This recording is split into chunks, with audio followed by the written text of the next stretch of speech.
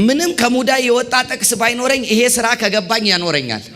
የኔ ነዳጅ መስቀሉ ላይ የተሰራ ስራ እንጂ የኔ ነዳጅ በየአመቱ የሚመጣ መሪ ጥቅስ አይደለም። ኖ በክርስቶስ ተፈጽሞ ያለቀልኝ ኢኮኖሚ ለ70 ዓመት አይደለም ለዘላለም ያዋጣኛል።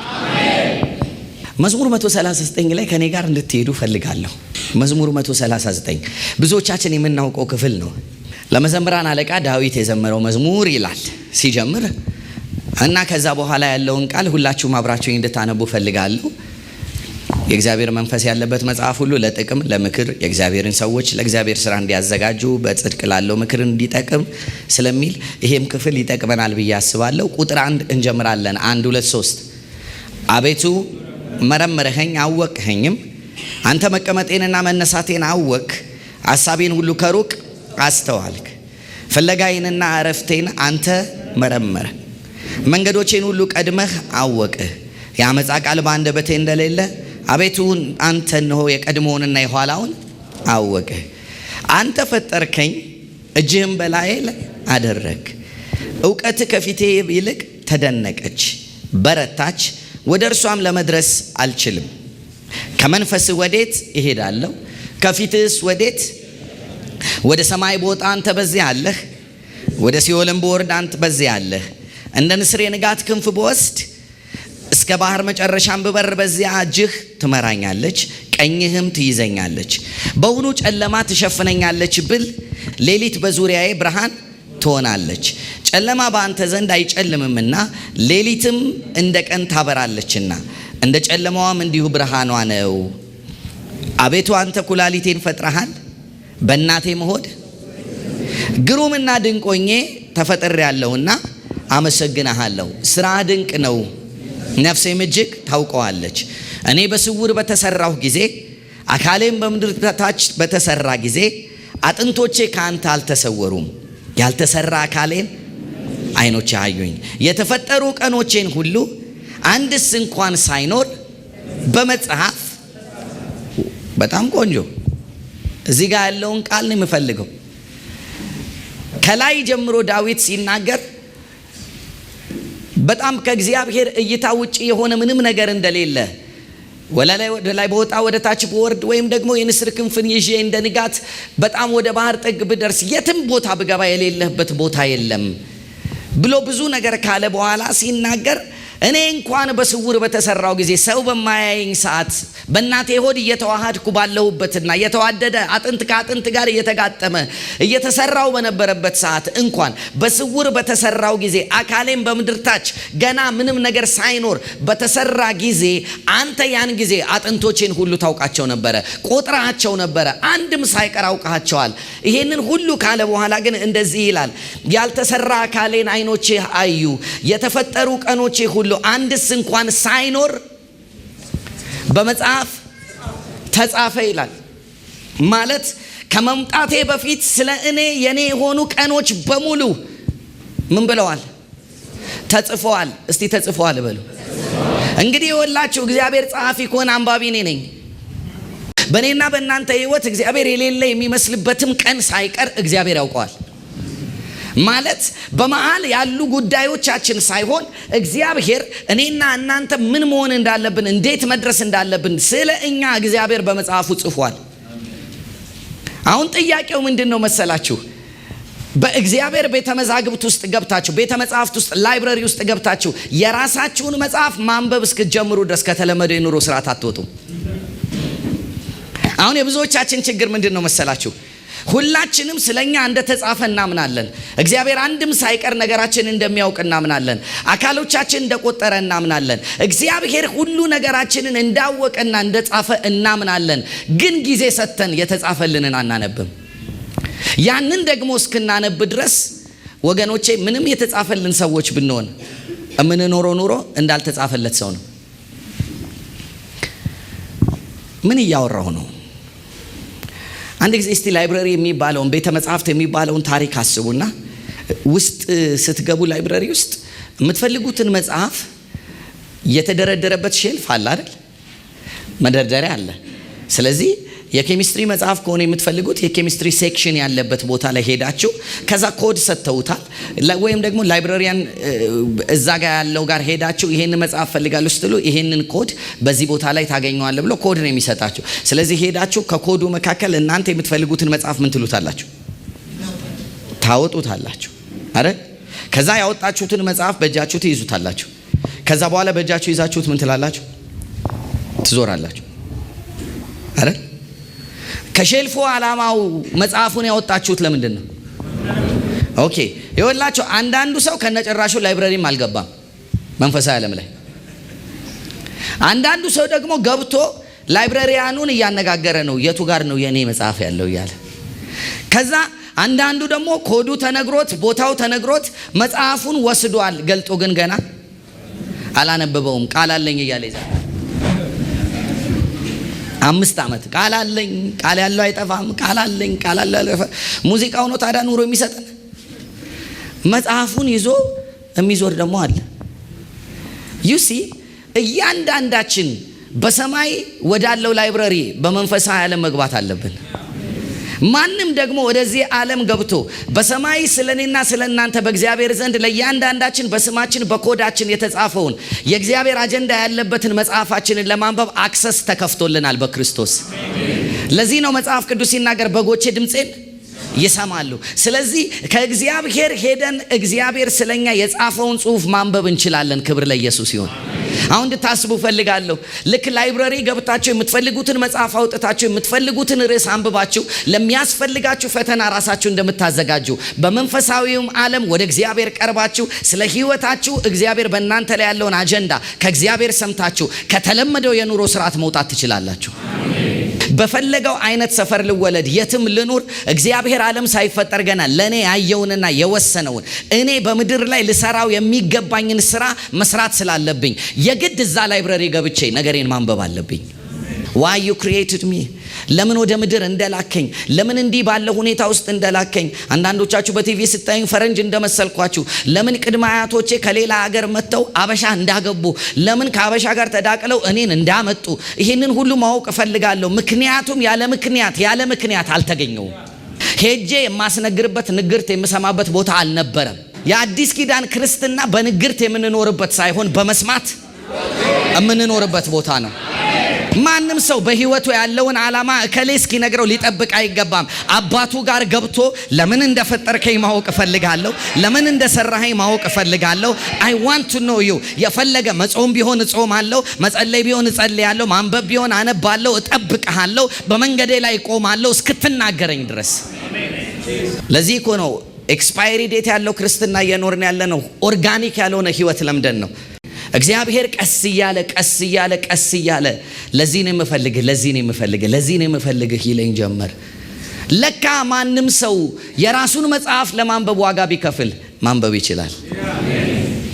የሚያሳዝነኝ የራሳችንን መጽሐፍ ሳናነብ ሰዎች ከፍተው እንዲያነቡልን ፈቅደን መተዋችን ነው። ስልክ ፓስወርድ አለው ለምን አረክበት? አንተ ብቻ እንድትጠቀምበት። በደንብ ስሙኝ። የእናንተን መጽሐፍ ማንም ሊከፍተው አይገባም።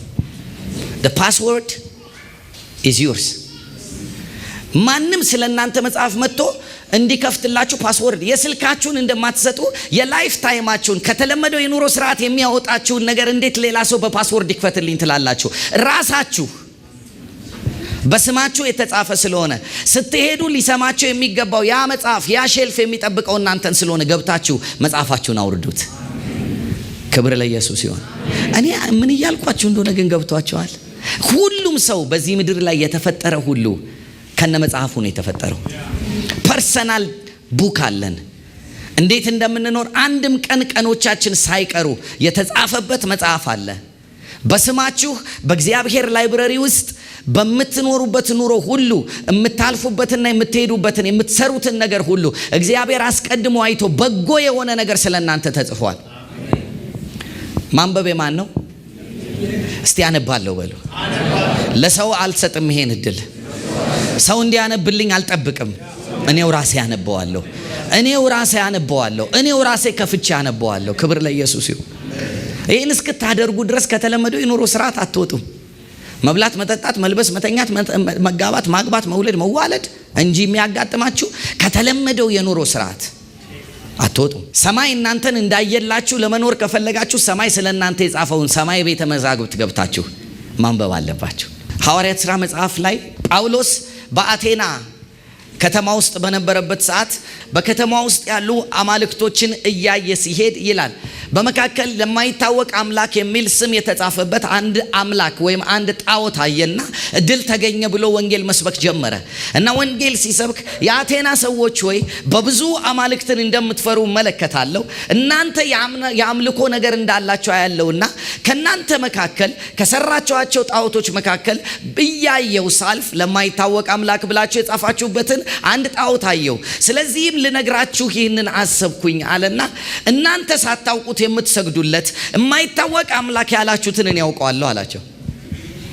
ከዛ በዛች አጋጣሚ ሰው ሁሉ የማይታወቀውን አምላክ የሚያውቅ አንድ ሰው ተገኘ ብሎ ልክ ሊሰማው ሲጀምር እንደዚህ ብሎ ተናገረ። እግዚአብሔር አምላክ ሰውን ሁሉ ከአንድ ወገን ፈጠረ፣ መርምረው ፈልገው ያገኙት ዘንድ አስቦ ሰውን ሁሉ ከአንድ ወገን ፈጠረ፣ አዳም ከተባለ እንዲገኙ አደረጋቸው፣ የሚኖሩበትንም ደግሞ ዘመንና ዳርቻ ምን አለላቸው? ወሰነላቸው። በጣም የሚደንቅ ነው። ከአንድ ወገን ፈጠረ፣ የሚኖሩበትን ዘመንና ዳርቻ ደግሞ ምን አለላቸው? መደበላቸው፣ ወሰነላቸው። ኢትዮጵያ መወለድ በአክሲደንት አይደለም። ሄሎ አቤት። በባሌ በቦሌ የሚባል ተረት መጽሐፍ ቅዱስ አይደለም። እየሰማችኝ ነው? ኢትዮጵያ ስንወለድ እግዚአብሔር ተሳስቶ ሊጥለን በማይገባ ቦታ ላይ አምልጠነው ወድቀን አይደለም ኢትዮጵያ የተወለድ ነው። በዓላማ ነው ኢትዮጵያ የተወለድ ነው። ሄሎ አፍሪካ መገኘት የስህተት ውጤት አይደለም።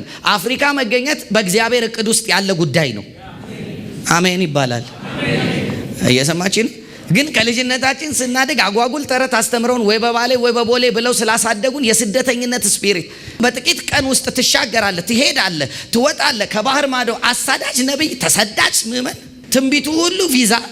መቼ ነው በተተከልንበት ምድር ላይ እግዚአብሔር በመደበልን ዳርቻ ላይ ፍሬያማ የምንሆነው? መጽሐፉን ያነበብን ጊዜ እንዳትሳሳቱ። በስህተት ኢትዮጵያ የሆነ የተገኘ የለም። በዓላማ ነው ኢትዮጵያ የሆን ነው ማለት ኢትዮጵያ የዜግነቱን አይደለም፣ እዚህ ምድር ላይ የተገኘ ነው። ስለዚህ እግዚአብሔር ከአንድ ወገን ሰውን ሁሉ ፈጠረ። መቼ ዕለት ሳነብ አንድ ነገር አገኘው። እኔና ገዝሽ የምንለያየው በምን እንደሆነ ታውቃለህ? በዲኤንኤያችን 2% ብቻ ነው የምንለያየው። 98% ዲኤንኤያችን አንድ አይነት ነው። 2% ነው ይህን ያህል ያለያየን። አይገርምም? የሰው ልጅ በአጠቃላይ 98% አንድ አይነት ነው።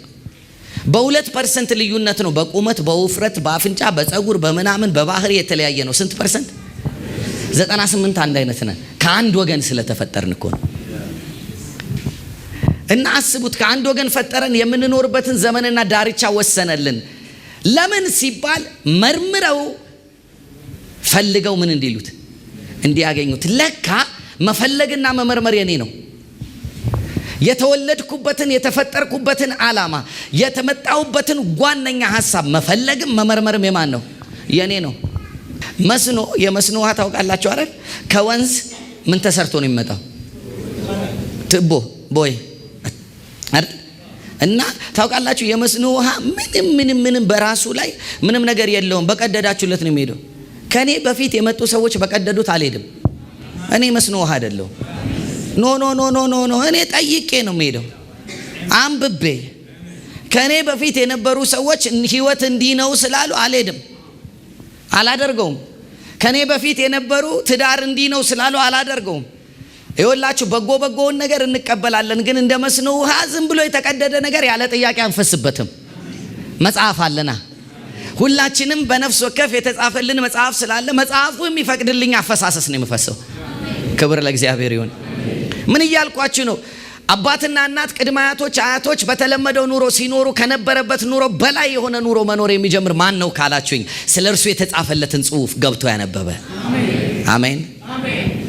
እንጀራ ሲጋገር በሰባራ ምጣድ ነው የሚጋገረው ቤታቸው።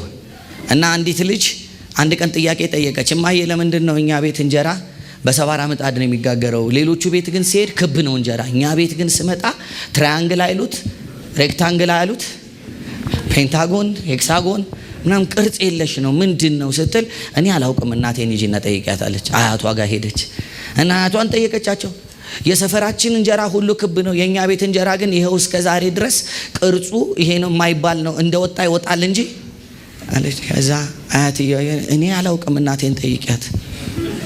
ከዛ እንደ ድንገት እናትየው ደግሞ አቀድማ አያትየውን በህይወት ነበሩና ልጅቷ ሄደችና ከዛ በኋላማ ለምንድን ነው የሰፈር እንጀራ ክብ ነው፣ የኛ ሰፈር እንጀራ ግን የኛ ቤት እንጀራ ግን ቅርጽ የለውም እንደወጣ ነው የሚወጣው ስትል አይ ልጄ እስከ ዛሬ ድረስ ያንን ሰባራ ምጣድ አልጣሉትም አሉ።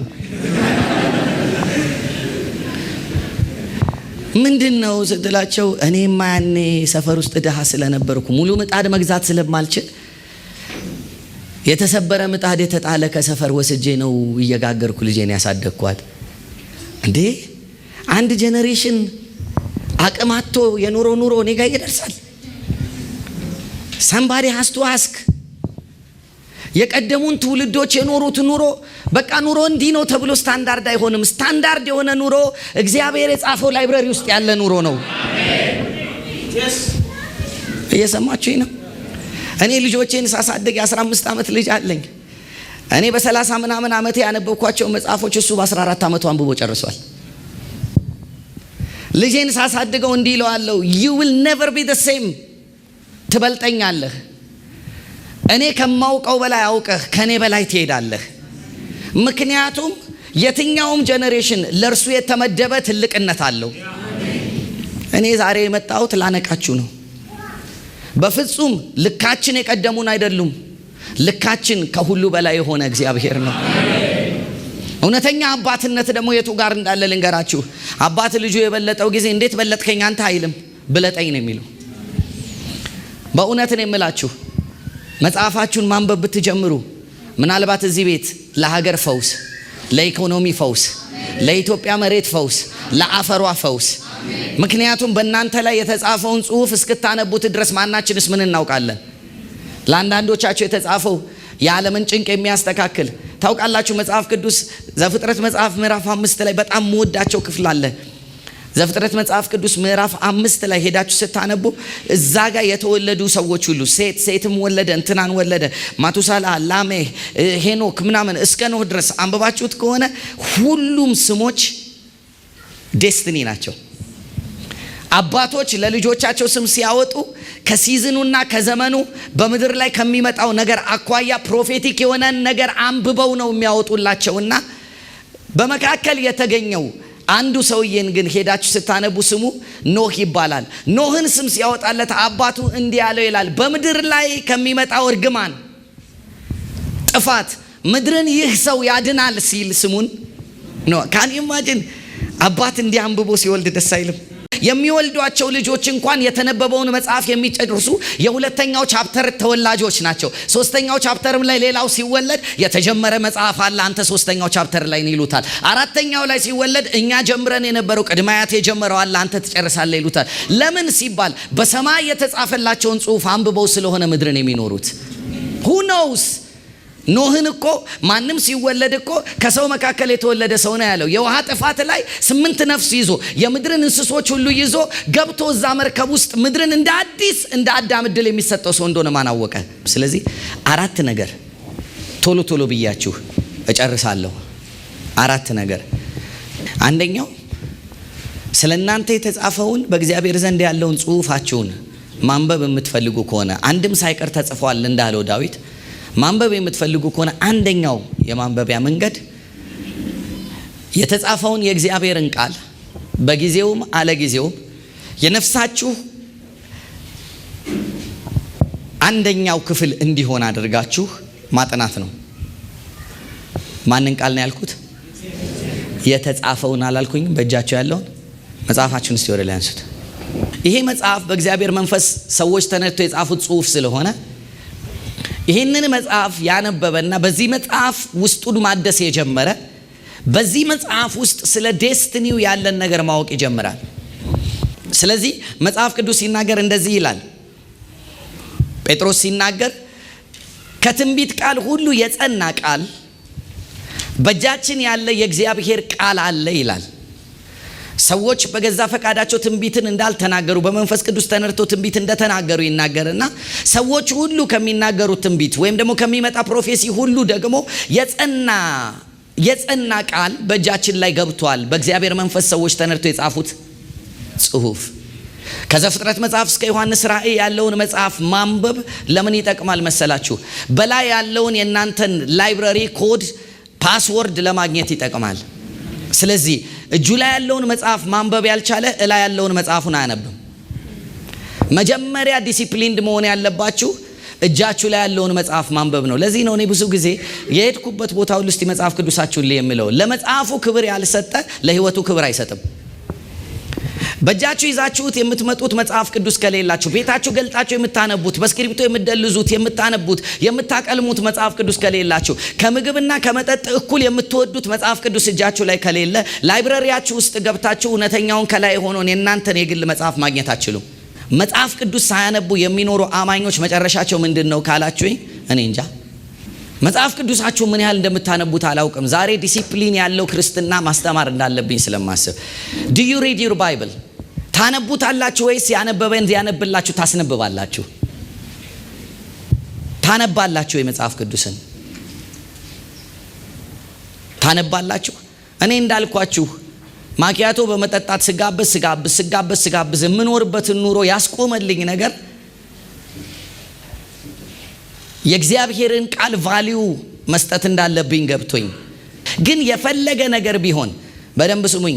ለቃናና ለፌስቡክ ለዋትሳፕና ለተለያዩ ለኢቢኤስ ለተለያዩ ቲቪዎች የምትሰጡትን ጊዜ ቁረጡና የእግዚአብሔርን ቃል ለማንበብ ጊዜ ስጡ።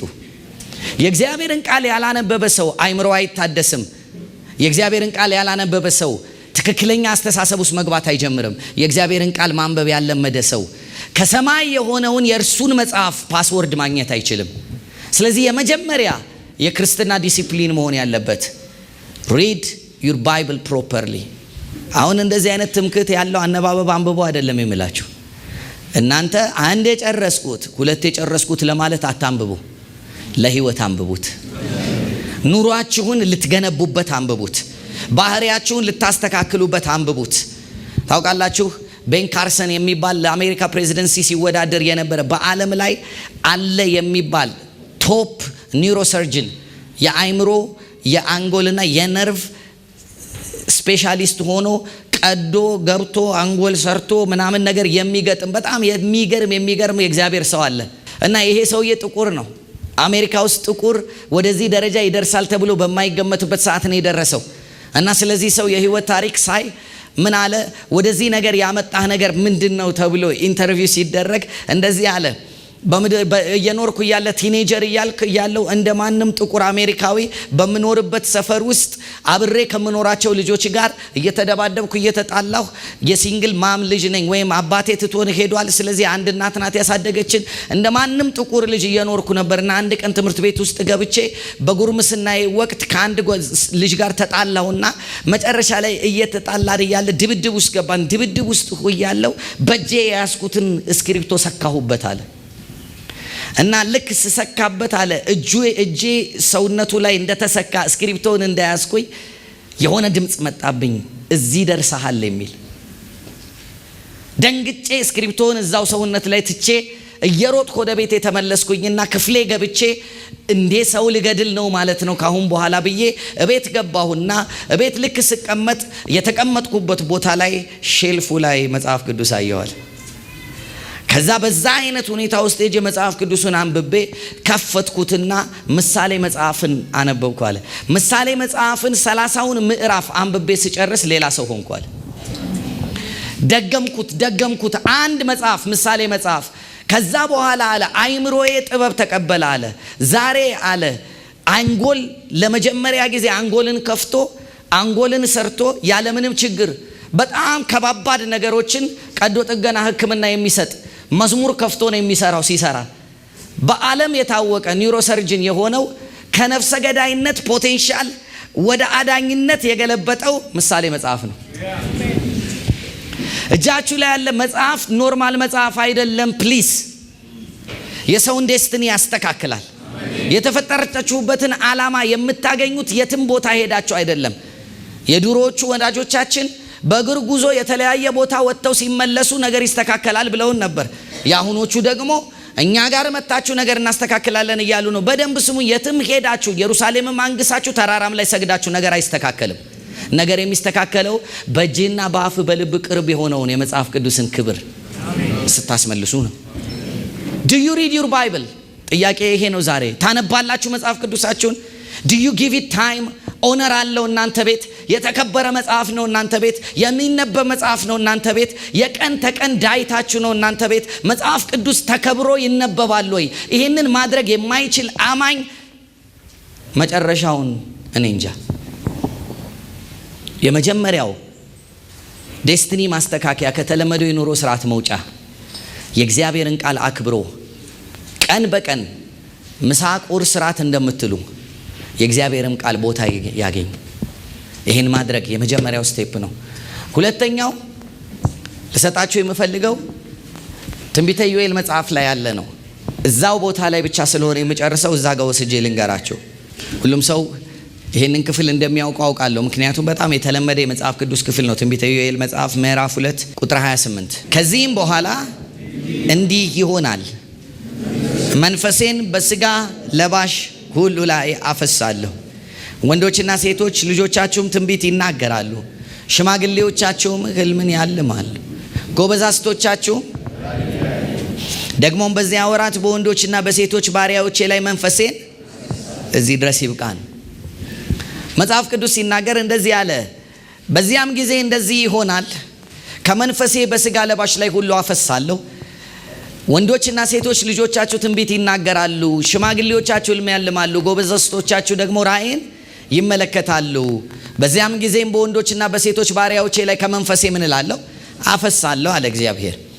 አሁን እንድታስቡ ፈልጋለሁ። ይህንን የመጽሐፍ ቅዱስ ትንቢት ፍጻሜ ያገኘው ሐዋርያት ሥራ ምዕራፍ 2 ላይ እንደሆነ ጴጥሮስ በስብከቱ ይሄ የምታዩት አሁን የምትመለከቱት ሰካራሞች የሆኑ ሰዎች ያለ ጊዜው ጠጅ ቤት ገብተው እንደሰከሩ አይነት ሳይሆን መንፈስ ቅዱስ ሲወርድባቸው ያጋጠማቸው ክስተት ነው ብሎ ይሄንን ጥቅስ በኢዮኤል መጽሐፍ እንደተጻፈ ዛሬ እግዚአብሔር ፈጸመው አለ።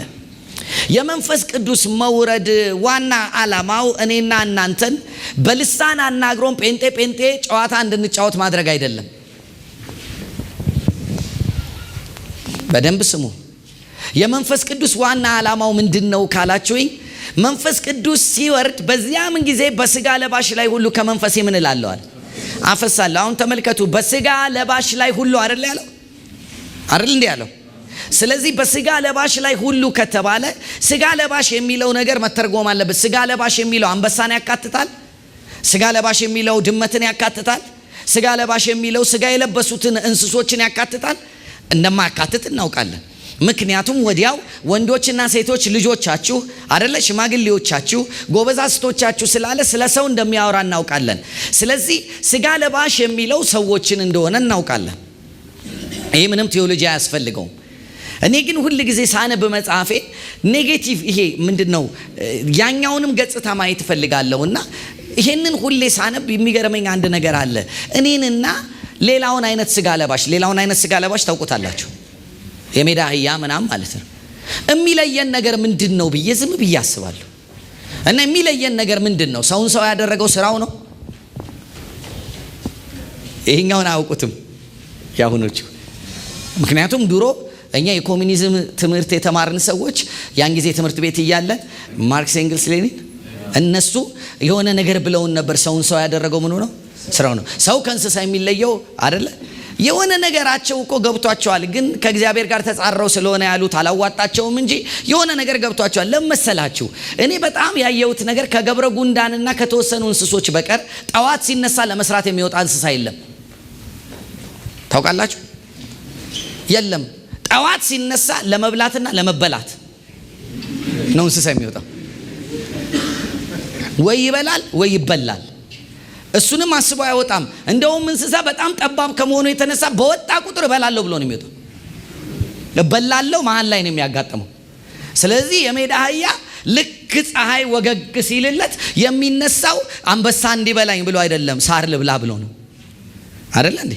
በመሀል የሚበላው ያጋጥመዋል እንጂ አወጣጡ ለመብላት ነው። እና በጣም የሚደንቃችሁ ሰው ለመብላትና ለመጠጣት ከተነሳ ከእንቅልፉ ከነዛ ገብቷል። ገና ጠዋት ሲነሳ ሰው የሚበላውና የሚጠጣው ከዛ የሚለብሰው ነገር ከሆነ አእምሮ ላይ የሚመጣለት ላንቃችሁ እኮ ብዬ ነው እንደምላችሁ።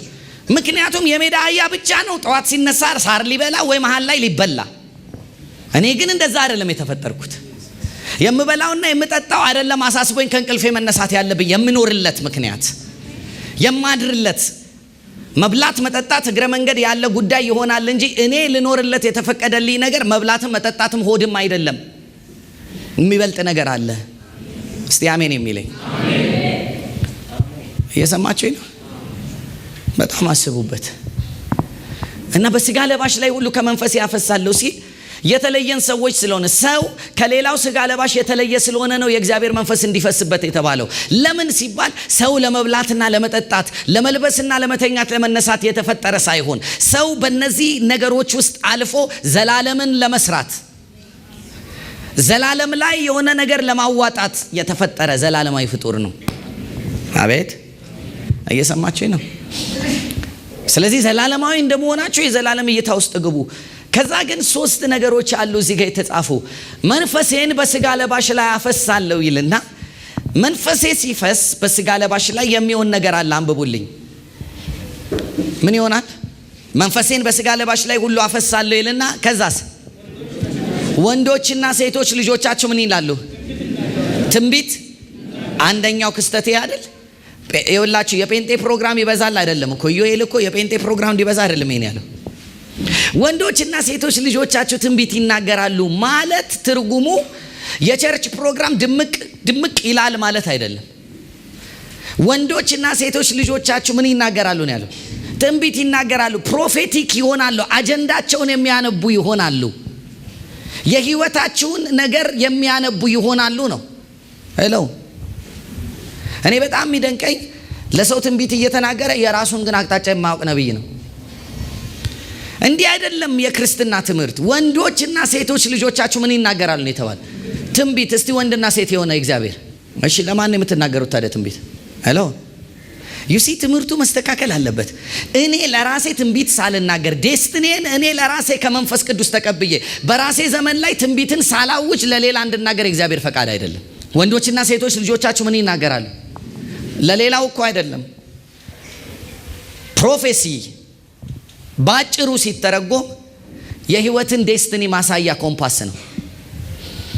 ሄሎ ከኔ ጋር ናችሁ? የአዲስ ኪዳን አማኞችን ልዩ ያደረጋቸው ነገር በመንፈስ ቅዱስ መሞላታችን ነው። በመንፈስ ቅዱስ መሞላታችን ወይም መንፈስ ቅዱስ ከኛ ጋር የመሆኑ ዋነኛ ምክንያቱ ትንቢት እንድንናገር ነው። ሰው እየፈለግን ትንቢት እንድንናገር አይደለም፣ ግን በራሳችን ህይወት ላይ ዴስቲኒያችንን አውቀን እንድናውጅና እንድንናገር ነው። እሺ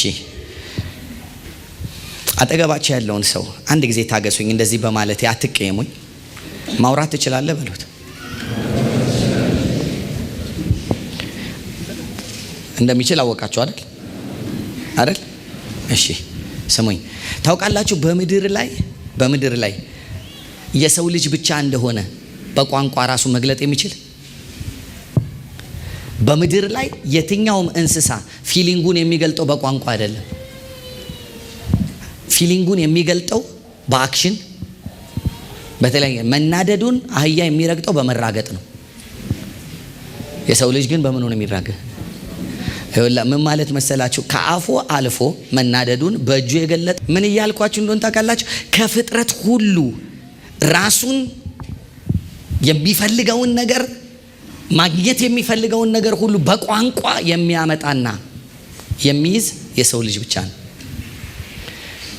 ሄሎ ሰው ብቻ ነው የንግግር ስልጣን ተሰጥቶት በምድር ላይ ያለው። ምክንያቱም እግዚአብሔር በመልኩ እንደ ምሳሌው ሲፈጥረን እግዚአብሔር ማለ አይደል የተባለው። ስለዚህ የሚል ነገር ነው የፈጠረው። ቋንቋ ማለት ፍላጎታችንን የምናገኝበት መሳሪያ ማለት ነው። አንድ ጊዜ ፓስተር ቾ አንብባችሁት ሊሆን ይችላል። እንግሊዘኛ በጣም በጥሩ ሁኔታ ራሱን መግለጥ በማይችልበት ሰዓት የሆነ ሆቴል ውስጥ አረፈና ጠዋት ሲነሳ ቁርስ መብላት ፈለገ እና ቁርስ መብላት ሲፈልግ እንቁላል ፍርፍር ነው መብላት የፈለገው፣ ስክራምብል ኤግ አያውቅም። ስለዚህ ሄደና ምንድነው የምትበላው ስትለው በምንም ነገር ሊያግባባት ስላልቻለ ቋ ሊስን ናው ልላቸው የፈለኩት ቋንቋ ፍላጎት ማግኛ። ማንም ሰው ቋንቋን ንግግርን በስነ ስርዓት መጠቀም የጀመረ ነው በህይወት ላይ ያለውን ፍላጎቱን አክሰስ ማድረግ የሚችለው። ለዚህ ነው ሰው ከአንደበቱ ፍሬ ምን ይሆናል አለ ይበላል። የሰው ሆድ የሚጠግበው ከንግግሩ ነው ተባለ አይደል እንዴ? ስለዚህ ለምን ሲባል የመናገር ስልጣንና አቅም ጊፍትድ የሆነ ፍጡር ሰው ብቻ ስለሆነ፣ ለምን በእግዚአብሔር መልክ ስለተፈጠረ፣ መንፈስም በስጋ ለባሽ ላይ ሲወርድ የመጀመሪያ የሚያደርገው ምንድነው? ንግግር ያስቀይራል፣ ትንቢት ያናግራል፣ ዴስቲኒያችሁን እንድትናገሩ ይረዳችኋል። ስለዚህ ስፒሪት ኦፍ ፕሮፌሲ ሁለተኛ የሚያስፈልጋችሁ ነገር መጽሐፋችሁን ለማንበብ ስፒሪት ኦፍ ፕሮፌሲ የትንቢት መንፈስ።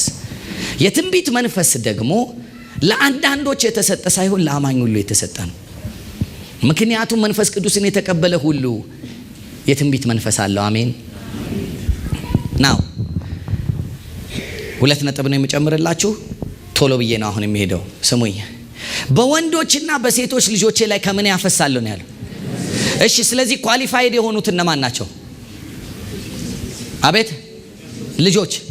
እስቲ ልጅ ነኝ የሚል ስለዚህ ማንም መጥቶ ትንቢት አይሰጣችሁም። የትንቢት መንፈስ ኦልሬዲ እናንተ ነው፣ የኔ ነው። እስቲ በል አም ኳሊፋይድ። በወንዶችና በሴቶች ልጆቼ ላይ አፈሳለሁ ያለው እኮ በኢዮኤል መጽሐፍ ራሱ እግዚአብሔር ነው። እከሌ ሲፈቅድላቸው በትንቢት መንፈስ ይሞላሉ አላለም። ፓስተር ፒተር እጄ ጫነል ጊዜ የምትሞላ የትንቢት መንፈስ የለም። መንፈስ ቅዱስን የተቀበለ ሁሉ የትንቢት መንፈስ አለው። ኢፍ ዩ ፕሬይ ኢነፍ ወርሺፕ አትሞስፌር ውስጥ ብትገቡ፣ ለእግዚአብሔር መንፈስ እድል ብትሰጡ፣ ስለ እናንተ፣ ስለ ጉዳያችሁ፣ ስለ ዘመናችሁ፣ ስለ ቀናችሁ፣ ስለ ምንም ጉዳያችሁ እግዚአብሔር በእናንተ ውስጥ ሆኖ ትንቢት ይናገራል። እግዚአብሔር የራሳችሁን መጽሐፍ ያስተረትራችኋል። ክብር ለኢየሱስ ይሁን። ይናገርላችኋል። መጥምቁ ዮሐንስን መጥተው በጠሩት ጊዜ ሲያደርግ ያለውን ነገር አይተው ተመልክተው አንተ ማን ነህ? በትንቢት መንፈስ ውስጥ ይኖር የነበረ ሰው ስለነበረ እኔማ አላቸው፣ እኔማ በምድረ በዳ የሚጮህ ሰው ድምፅ ነኝ አለ። he knows himself። ሰው መጥቶ ትንቢት ነግሮት አይደለም፣ በውስጡ የነበረ የትንቢት መንፈስ አንተ እኮ ድምፅ ነህ ይለዋል። you see የትንቢት መንፈስ መጽሐፋችን እንድናነብ ይረዳናል። ከተለመደው የህይወት ስርዓት የሚያወጣችሁ ሁለተኛው መሳሪያ የትንቢት መንፈስን መጠቀም ነው።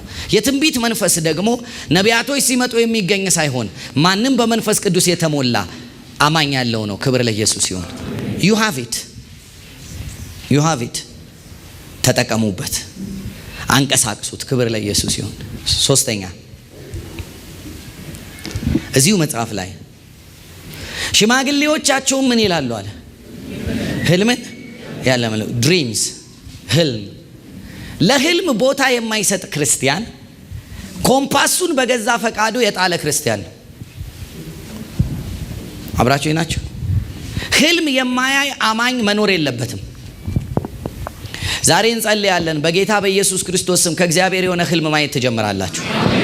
ህልም ለልጆች የተሰጠ አንድ መንገድ ነው። በነገራችን ላይ ህልምን አጣጥላችሁ፣ ህልምን ንቃችሁ፣ ህልም በቃ የሆነ ነገር ነው የሆነ ግራ የገባቸው ሰዎች ወይም የአዳዲስ ክርስቲያኖች መመሪያ ነው ካላችሁኝ በጣም ተሸውዳቸዋል። በህልሙ ተኝቶ አይደለ እንደ ዮሴፍ ማርያምን ይዛቱ የተባለው? ውሰዳት የተባለው በህልም ነው።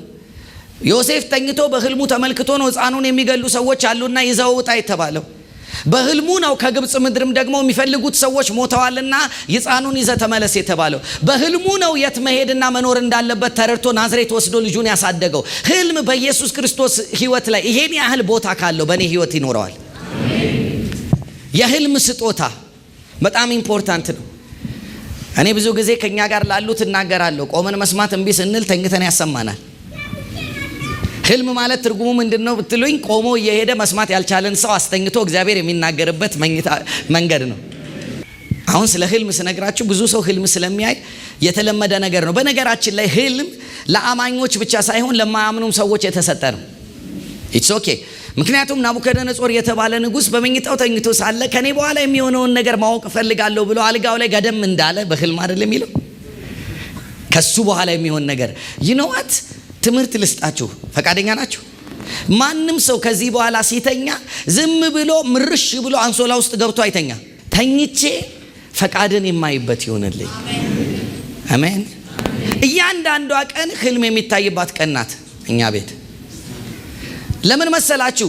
ፐርፐዝሊ እግዚአብሔር በቃሉ በስጋ ለባሽ ላይ ሁሉ ከመንፈስ ያፈሳለሁ ካለ እሱን ኳሊፋይድ ከሆንኩኝ ለህልምም ኳሊፋይድ ነኝ። ህልም ያለው እስቲ ያለው በሉ ማየት ጀምራለሁ። ፕሮፐር የሆነ ህልም፣ የሚተረጎም ህልም፣ ለኔ ዴስቲኒ የሚስተካከል የሚሰራኝን ህልም ያለው። ህልም አየሁልሽ እንላለን። የራሳችሁን ህልም መቼ እንደምታዩ ነው ግራ የሚገባ። ሰው ሁሉ ለሰው ነው ትንቢት የሚያመጣው። ሰው ሁሉ እኔ ኢትዮጵያኖች ግን አከፋፋይ ነን እንደ ችርቻሮ ንግድ እንዲህ መቼ ነው ራሳችን ለራሳችን ተክለን አብቅለን አምርተን ራሳችን የምንበላው? ትንቢት ቢመጣ ለሰው ነው የምናመጣው። ህልም ብናይ ለሰው ነው የምናየው። ራእይ ብናይ ለሰው ነው የምንመለከተው። እኔ ግን ዛሬ ልምከራችሁ ማለት ራስ ወዳድ የሚባለው ነገር ውስጥ አልገባም እንጂ ራስን መውደድ ግን መጽሐፍ ቅዱስ ባልንጀራን ራሱን የማይወድ ሰው መውደድ አይጀምርም። ከጎረቤት ጋር ሁሌ የሚጣላ ሰው ከጎረቤት ጋር ከመጣላቱ በፊት ከራሱ ጋር ተጣልቶ ጨርሶ ነው። ምን ልላችሁ እንደፈለኩ ግን ገብቷቸዋል? why don't you mind your own business? መጽሐፍ ቅዱስ እኮ ጳውሎስ ሲናገር እኮ ሰው ሁሉ በራሱ ቢዝነስ ላይ ትኩረት ይስጥ ብሏል። እንደውም ቀጥታ እንግሊዘኛውን ሄዳችሁ ስታነቡ ታውቃላችሁ ለጢሞቴዎስ የመከረው ማይንድ ዩር ቢዝነስ ብለህ ንገራቸው ነው ያለው ለቸርች። which tells me see your own vision, see your own dreams, see your own destiny, prophesy upon your own destiny. የራሳችሁን ትንቢት ተናገሩ ለራሳችሁ፣ የራሳችሁን ህልምዩ ለራሳችሁ፣ የራሳችሁን ራእዩ ለራሳችሁ። ከዛ የራሳችሁን ከጨረሳችሁ በኋላ ለሌላው ማየት ትጀምራላችሁ። ዛሬ እኔ የመጣሁት ከተለመደው የኑሮ ስርዓት ላወጣችሁ ነው። መቼም ጥሩ ቢሆንም ለሌላው መድረስም የራስን ቀንበር ግን መቼ እንደምንሰብረው ፕሮግራም ሳናወጣ በሰው ላይ ብቻ ትኩረት ከሰጠን የኛ ቀንበር ግንድ ይሆንና መጨረሻችን ላይ የኛው ቀንበር ግንድ ሆኖ ጠብቆን የሚሰብር ሰው ልናጣ እንችላለን። በጊዜ ፐርሰናል ላይፋችንን መስራት እንጀምር። እግዚአብሔር ከዚህ ቀን ጀምሮ ውስጣችሁ የተቀመጠውን የህልም ነገር ያነሳሳላችሁ። ሌሊታችሁ ባዶ ሆኖ አይለፍ። በቃ ሌሊት ሰኝታችሁ ስትነሱ ቅዠት የሚባል ነገር አያጋጥማችሁ። ህልም አይታችሁ ተነሱ። የእግዚአብሔር ፈቃድ ቅዠት እንድታዩ የሆነ ጭንቅላቱ የሆነ ስምንት የሆነ ሰውዬ ሲያባረራችሁ ህልም ኧረ እንዲህ አይነት ህልም የለም እንዴ! እግዚአብሔር የሰላም ህልም የዴስቲኒያችሁ የፍጻሜያችሁ። አራተኛው የመጀመሪያው ምን አልኳችሁ? ማግኘው መንገድ ራእይ። ጎበዛዝቶቻችሁ ምን ያያሉ የተባለ ራእይ ቪዥን ያያሉ። በሌላ አነጋገር እግዚአብሔር በወደደው መንገድ አይኖቻችሁን ይከፍታል። እግዚአብሔር በህይወታችሁ ላይ ያለውን ፍጻሜያችሁን ያሳያችኋል። እግዚአብሔር ከ40 ዓመት በኋላ የምትደርሱበትን ነገር ያሳያችኋል። እግዚአብሔር በተለያየ መንገድ የት መሄድ እንዳለባችሁ፣ ከማጋ መስራት እንዳለባችሁ፣ ምን መስራት እንዳለባችሁ፣ መቼ ምን ማድረግ እንዳለባችሁ የሚናገር አምላክ ነው። ከተለመደው የኑሮ ስርዓት እግዚአብሔር ያውጣን። በልቶ ጠጥቶ ለብሶ ተላብሶ አልብሶ አስለብሶ አግብቶ ተጋብቶ መውለድና ማሳደግ የሰው ኑሮ እንጂ የእግዚአብሔር ልጆች ኑሮ ይህ ብቻ አይደለም። ማለፊያ ላይ ያለ ነገር ዋነኛ እንዳይሆንብን እሺ። ምክሬን እዚህ ጋር ልጨርስ። ስሙኝ። እነዚህን 4 ነገሮች ፐርፐዝሊ መጠየቅ ጀምሩ። የእግዚአብሔርን ቃል ጊዜ ሰጣችሁ ማንበብ ጀምሩ።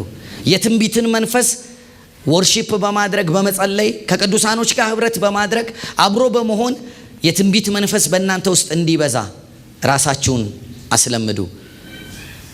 በህልም እንድታድጉ እግዚአብሔርን ጠይቁት። አትጠይቁምና አትቀበሉም ተብሎ ስለተጻፈ እግዚአብሔርን ጠይቁት። እግዚአብሔር ሆይ በህልም እንድትናገረኝ እፈልጋለሁ። ከዚህ በኋላ ሌሊቴ የጭንቀት ሌሊት የቅዠት ሌሊት መሆን የለበትም። ባዶ ሌሊት መሆን የለበትም። ተኝቼም የማባክነው ጊዜ አይኑር። ህልምን አሳየኝ በሉት። እግዚአብሔር ይሰማል። ራእይን አሳየኝ በሉት። እግዚአብሔር ይሰጣል። ይህንን ነገር በህይወቱ የተለማመደ ሰው ከተለመደው የኑሮ ስርዓት ይወጣል። በምትሃት ሳይሆን ወይም ድንገት በመጣ ነገር ሳይሆን በተዘጋጀ ማንነት ሰው ወደ ተሻለ ቦታ ይደርሳል። ሰው ሁሉ እንደተጠየቀ በፈገግታ የኔ ብሎ የማይመልሰው ነገር አለ። ምን? አንደኛ እድሜ ታውቃላችሁ። በቃ የሰው ልጅ ሊኖር የተፈቀደለት 70 ነው። ከዛ ካለፈ 80 ነው። ከዛ ከሄደ በኋላ ግን መጃጀት ነው ብሎ መጽሐፍ ቅዱስ ተናግሯልና በቃ እዛ ድረስ ነው የምንኖረው ብዬ ነበረ። አንድ ቀን እያነበብኩ እያለ ይሄ ሙሴ ግን በጣም አስገራሚ ፍጡር ነው፣ ለሱ 120 ወስዶ ለኛ 80 ይመድባል አልኩኝና ስለዚህ በደንብ ሳነበው ለካ ሙሴ ለማለት የፈለገው ለሰው የተመደበው እድሜ 80 ነው አይደለም። ለማለት የፈለገው ይያቸው ከግብጽ ሲወጣ የነበሩት ሰዎች እድሜ ተገድበዋል። በአመጻቸው ምክንያት በዚህ ምድረ በዳ ታልቃላችሁ ተብለዋልና ቢኖሩ 38 ዓመት ነው። ምክንያቱም በ40 ዓመት ውስጥ ምን ትሆናላችሁ ብሏል? ትሞታላችሁ ተብሏል። ስለዚህ 20 ዓመት ሆኖ ከግብጽ የወጣ ቢኖር 40 ነው። ከዛ ስንት ይሆናል? 60 ማለፍ አይችልም። መንጣል አይላችሁ እንደ ፌንጣ ዘልዬ አልፋለሁ የማይሉበት የርግማን ቃል ስለወጣባቸው ቢኖሩ 60 ነው። ከዛ ሙሴ ቼክ ሲያደርግ 40 ሆኖት የወጣ ደግሞ ቢኖር ስንት ነው? 80 ነው። በርግማን ያለ 80 እንደገና አየና ቼክ አድርጎ እንደኔ በ80ው የገባ ደግሞ ቢኖር ስንት ነው? 120 ነው። ግን ብዙዎቹ እንደዚህ አይደሉም አለ። ስለዚህ እንደዚህ አለ፣ በላያችን ላይ የተነገረ በዚህ ምድረ በዳ ታልቃላችሁ ተብሎ የተባለ ቃል ስላለ ብንኖር የምንኖረው ኑሮ ሁሉ የድካም ነው፣ ከ80 ወይ ከ70 አንዘልም አለና ተናገረ።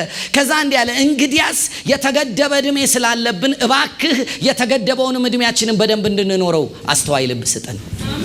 እድሜውን እንዴት እንደሚጠቀም ማሰብ ያልጀመረ አማኝ ወዴት እንደሚሄድ ግድ የማይለው መጨረሻው ምንም ቢሆን ይሄን ያህል የማይሰማው አማኝ ነው። እኔ ዛሬ የመጣሁት የወንድምነት ምክሬን ለመክራችሁ ነው።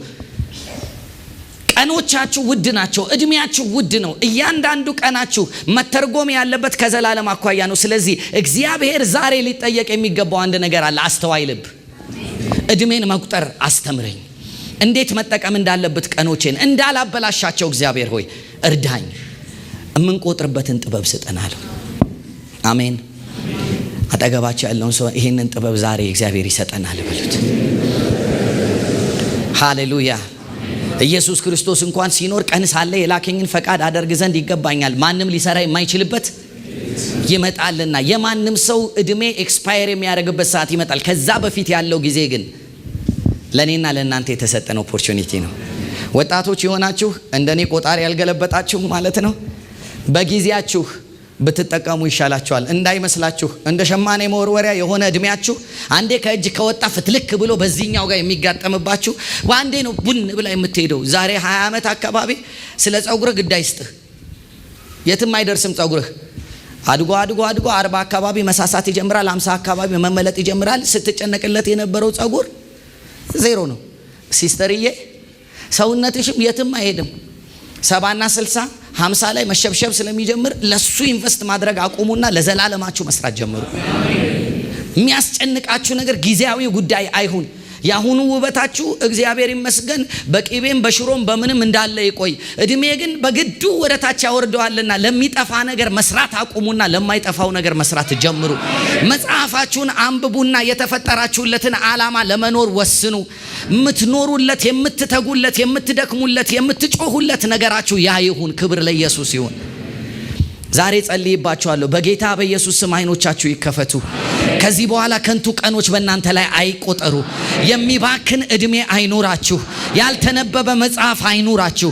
በእድሜያችሁ ላይ ስለናንተ የተነገረ ነገርን ሁሉ ጥንቅቅ አርጋችሁ አውቃችሁ አንብባችሁ በተጻፈላችሁ ልክ የምትወጡበት ጸጋን እግዚአብሔር ዛሬ ያብዛላችሁ።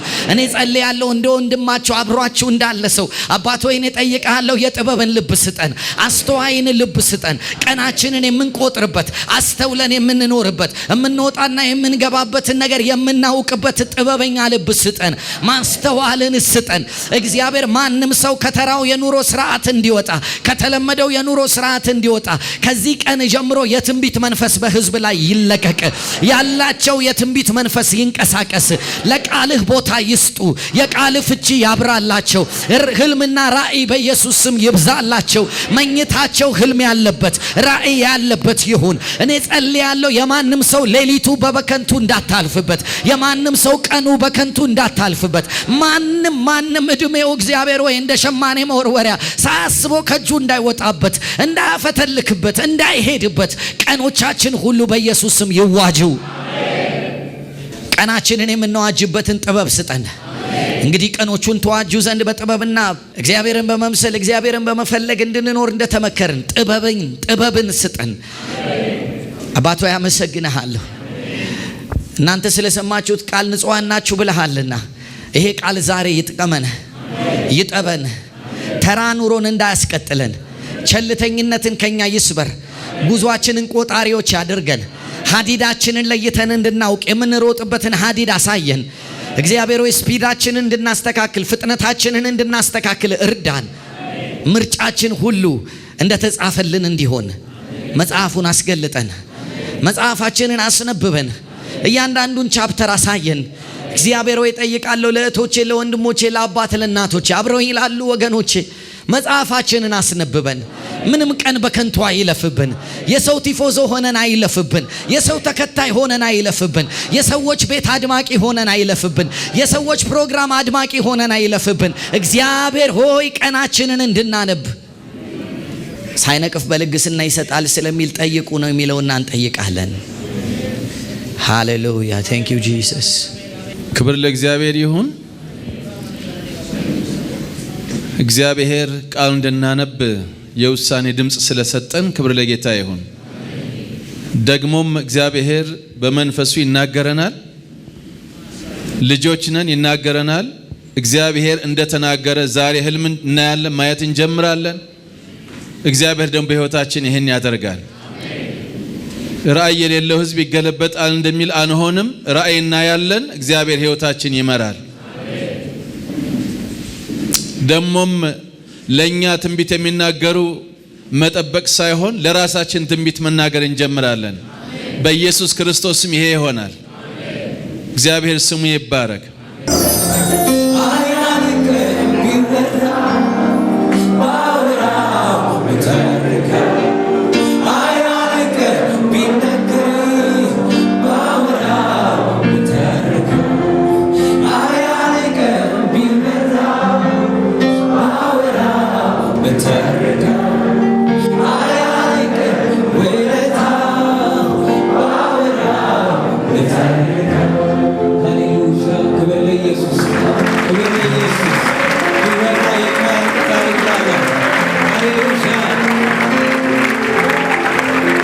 You need to read your Bible.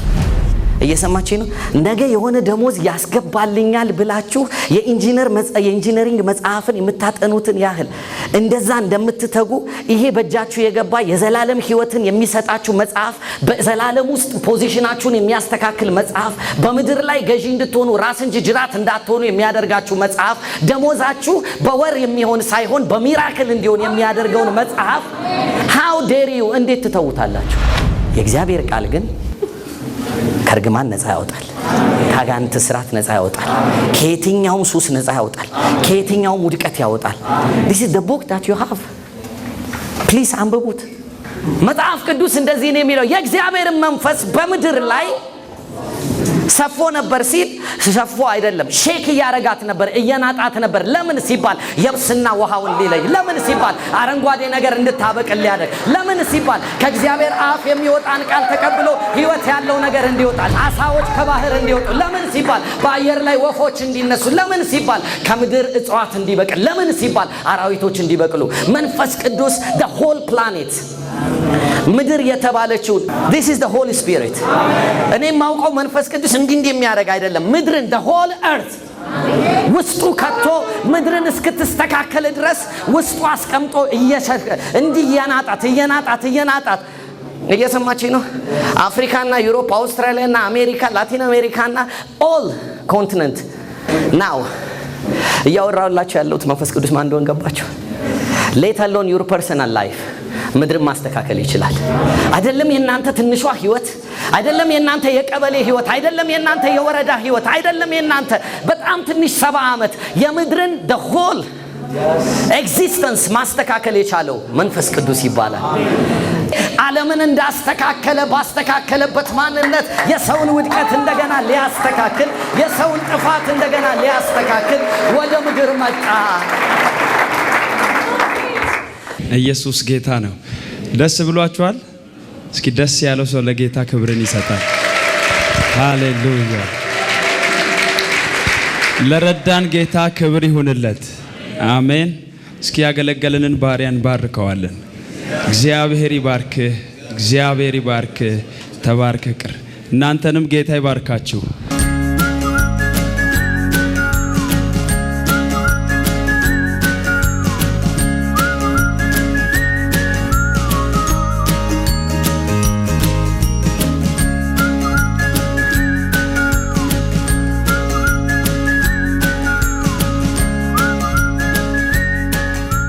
በአንዱ ሁላችንም በተገኘንበት በአዳም በኩል ኃጢአትና በደል በሰው ሁሉ ላይ እንደተቆጠረ ሲያስተምር ሁሉ ኃጢአትን ሰርተዋል፣ የእግዚአብሔርም ክብር ጎሏቸዋል። በክርስቶስ ኢየሱስ በሆነው ቤዛነትና ጸጋ እንዲያው በጸጋው ይጸድቃሉ ተብሎ እንደተጻፈ መጽሐፍ ቅዱስ ያስተምረናል። ስለዚህ ማንም በዚህ ምድር ላይ የሚኖር በስጋ የተወለደ ሁሉ ከስጋ አባትና እናቱ በመወለዱ የተካፈለው የኃጢአት ዕዳ እንዳለበት መጽሐፍ ቅዱስ ያስተምረናል። ይህንንም ደግሞ የመጽሐፍ ቅዱስ ትምህርት ተከትሎ እግዚአብሔር ለሰው ልጆች ሁሉ ያዘጋጀው የመዳን መንገድ በክርስቶስ ኢየሱስ በማመን የሚገኝ የዘላለም ሕይወትና ከእግዚአብሔር ጋር መታረቅ እንደሆነ ቃሉ ያስተምረናል። መጽሐፍ ሲናገር በእርሱ የሚያምን ሁሉ የዘላለም ሕይወት እንዲኖረው እንጂ እንዳይጠፋ እግዚአብሔር አንድያ ልጁን እስኪሰጥ ድረስ ዓለሙን እንዲሁ ወዷልና እንደሚል መጽሐፍ ቅዱስ ኢየሱስ ክርስቶስ ጌታ እንደሆነ በአፍ ብትመሰክር እግዚአብሔርም ከሙታን እንዳስነሳው በልብ ብታምን ትድናለህ ይላልና ሰው በልቡ አምኖ ይጸድቃል፣ በአፉ መስክሮ ይድናል ስለሚል ኢየሱስ ለኃጢአታችን እንደሞተ በሶስተኛው ቀን ከሙታን እንደተነሳ ብናምን አሁን ደግሞ በእግዚአብሔር አብ ቀኝ ሕያው ሆኖ ተቀምጦ እንደሚማልድልን ብናምን እንድናለን፣ የዘላለም ሕይወትን እንቀበላለን። ስለዚህ ዛሬ ይህንን መልእክት የምትከታተሉ በያላችሁበት ቦታ አሁን ልባችሁን ከፍታችሁ አምናለሁ ብላችሁ እርሱን ብትጠሩት የጌታን ስም የሚጠራ ይድናል እንደሚል የዘላለም ሕይወት ትካፈላላችሁ። ቀላል የሆነ የመዳኛ መንገድ እግዚአብሔር አቅርቦልናል። የምስራች እርሱ ጌታ እንደሆነ መመስከር፣ በልባችን ደግሞ እግዚአብሔር ከሙታን እንዳስነሳው ማመን፣ ይህ ያድነናል። ያጸድቆ እንደሚማልድልን ብናምን እንድናለን፣ የዘላለም ሕይወትን እንቀበላለን። ስለዚህ ዛሬ ይህንን መልእክት የምትከታተሉ በያላችሁበት ቦታ አሁን ልባችሁን ከፍታችሁ አምናለሁ ብላችሁ እርሱን ብትጠሩት የጌታን ስም የሚጠራ ይድናል እንደሚል የዘላለም ሕይወት ትካፈላላችሁ። ቀላል የሆነ የመዳኛ መንገድ እግዚአብሔር አቅርቦልናል። የምስራች እርሱ ጌታ እንደሆነ መመስከር፣ በልባችን ደግሞ እግዚአብሔር ከሙታን እንዳስነሳው ማመን፣ ይህ ያድነናል፣ ያጸድቀናል። አሁን ኢየሱስ ክርስቶስን የግል አዳኛችሁ አድርጋችሁ መቀበል ለምትፈልጉ አብራችሁኝ ይህን ጸሎት ባጭሩ ጸልዩ። ኢየሱስ ሆይ ጌታ እንደሆንክ አምናለሁ። እግዚአብሔር ደግሞ ለእኔ ኃጢአት መስዋዕት እንድትሆን በእኔ ምትክ በመስቀል ላይ እንድትሞት እንደሰጠኝ አምናለሁ። ከሙታን እንደተነሳ በሶስተኛውም ቀን አምናለሁ። አንተም ደግሞ ከሞት በመነሳት ወደ አባት ወደ እግዚአብሔር እንዳረክ አምናለሁ። ተመልሰህም ደግሞ በሙታንና በሕያዋን ልትፈርድ እንደምትመለስ አምናለሁ። ስለዚህም አሁን ይህንን እምነቴን መግለጥ እፈልጋለሁና ወደ ልቤ ግባ ብላችሁ ብትጸልዩ ኢየሱስ ክርስቶስን ብትቀበሉ ዳግም ትወለዳላችሁ። አገር ቤት ከሆናችሁ የአገር ቤት ስልክ ቁጥሩን ተጠቅማችሁ አገልግሎታችንን መጠቀም ብትፈልጉ የአገልግሎታችንን አቅርቦቶች ማግኘት ትችላላችሁ። አገልግሎታችንን መከታተል ለምትፈልጉ ሁሉ በስክሪኑ ላይ በምትመለከቱት አድራሻዎቻችን ልታገኙን ትችላላችሁ። እግዚአብሔር ይባርካችሁ። ሰላም።